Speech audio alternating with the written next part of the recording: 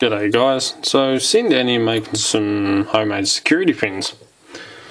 Now I'm a big lover of the homemade stuff. I mean, anyone can go and buy security pins and like trays of them with serrated and spools and mushrooms and all that, but it's always the homemade stuff that you never quite get like commercially. You know, that's where the wacky ideas and some really interesting things come out.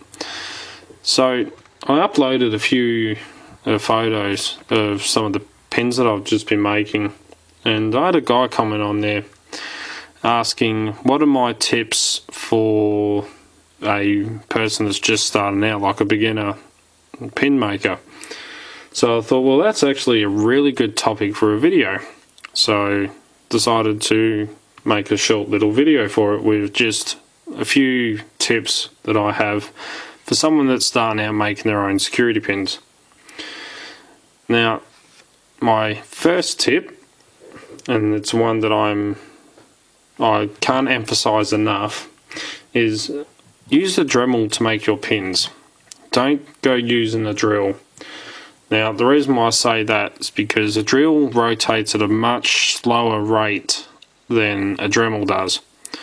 So if you use a drill and you're trying to file your pins, you're going to end up with kind of sloppy pins. They're not going to be as clean and precisely cut as you would like with nice sharp edges, because the file has a tendency where it's slow to gouge into it.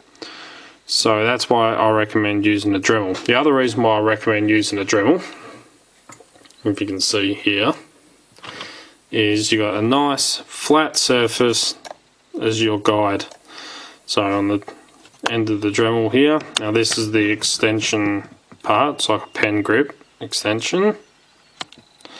If my camera will focus today, as you can see, the hair and all, it's got nice flat surface as your guide, whereas a drill is slightly tapered, so you don't get a nice flat surface to work from, and it's not quite as true as what the Dremel is. So that's why I also recommend using a Dremel.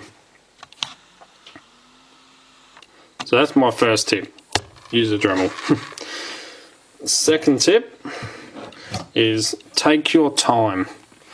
Don't try and rush through making a heap of pins. Don't go putting the pin into the Dremel, turn it on, get in a file and just start pushing as heavy as you can, trying to get through the pins.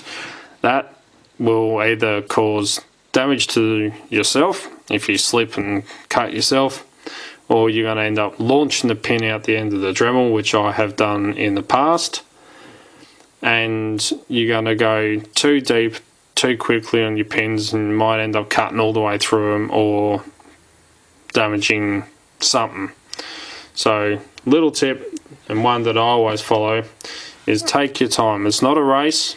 If I've got the file and the Dremel and I've got it turning around, I won't be pushing as hard as I can in there. Like very light tensioning on a lock. I just sit the file there and let the file do all the work. I won't go pushing it in really hard, just rest it, guide it where I want it to go, and let the file do the work.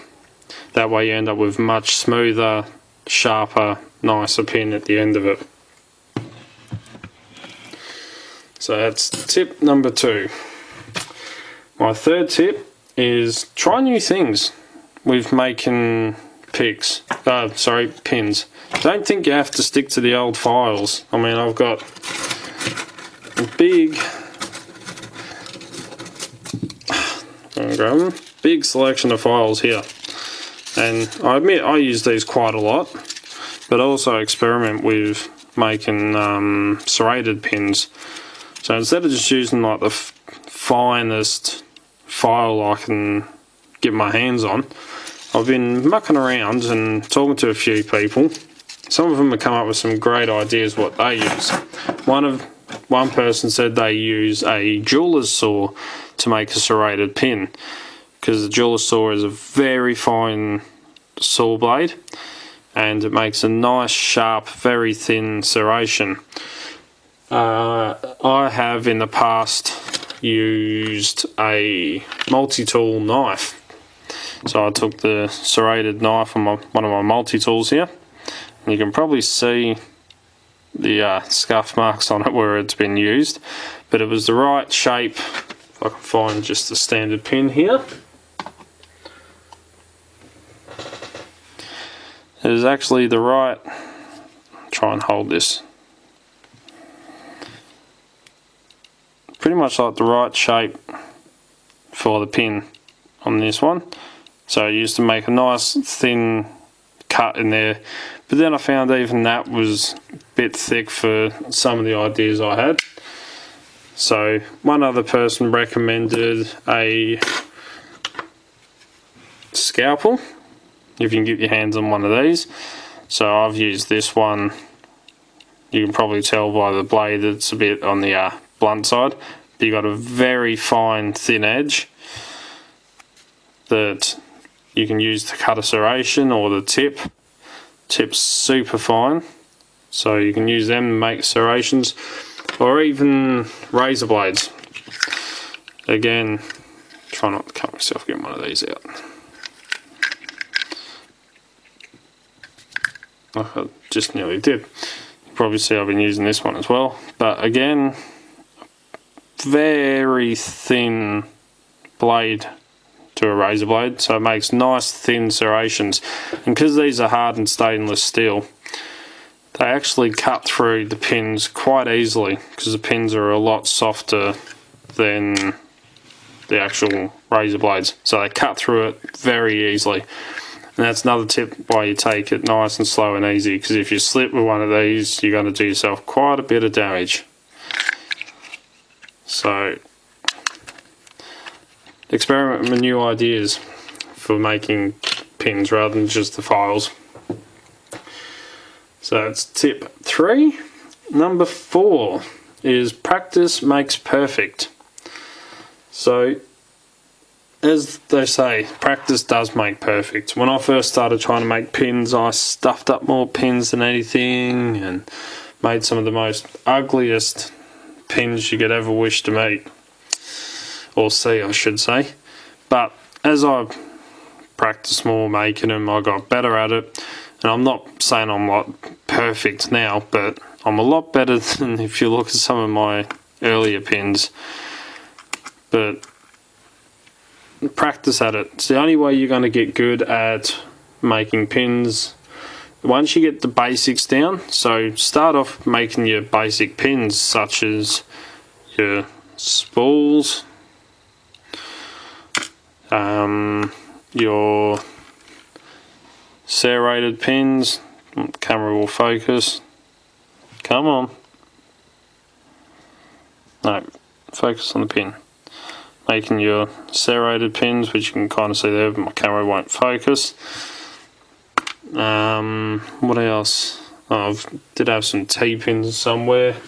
So start working on your basics and then go on to other pins. I've just started dabbling in the 2-piece pins and multi-part pins.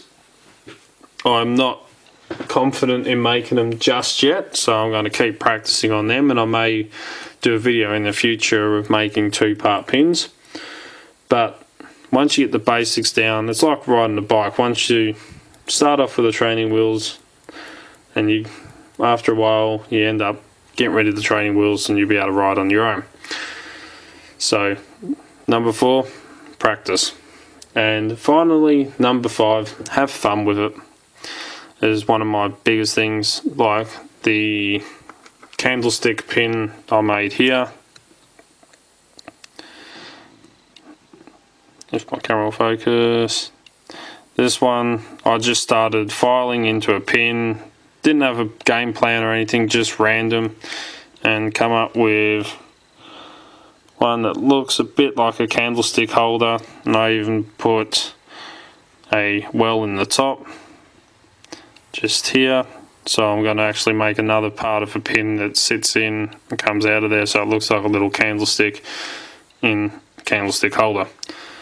So a lot of the pins I make, I just start mucking around and see what I end up with, such as this one, which is a bit of a spiral. It's a serrated pin. Come on, focus camera. And it's actually tapered. It tapers either side, so kind of like a football with slices taken out of it. So just have fun with it. It's one of the biggest tips I can give you, is have fun making your pins. So they are my 5 tips for making security pins, or making pins at home. So until next time, don't forget to subscribe and like and turn the notifications on, and keep it legal. Until next time, cheers guys.